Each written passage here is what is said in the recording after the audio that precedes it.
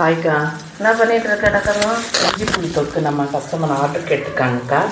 Parcel இன்னைக்கு courier அனுப்புகிறோம். Okay. ஃபாரினுக்கு இன்னைக்கு பார்சல் பண்ணி கொரியர் அனுப்புறதுக்காக பாக்ஸ் ஃபில் பண்ணிகிட்ருக்கோங்க்கா. சரி, ஓகே. உங்களுக்கு வந்து இஞ்சி புளி தொக்கு சேர்த்து தெரிஞ்சிச்சா? தெரிஞ்சுக்கா. நல்லா தெரிஞ்சுதா? நல்லா தெரிஞ்சிச்சுக்கா. சரி, ஓகே.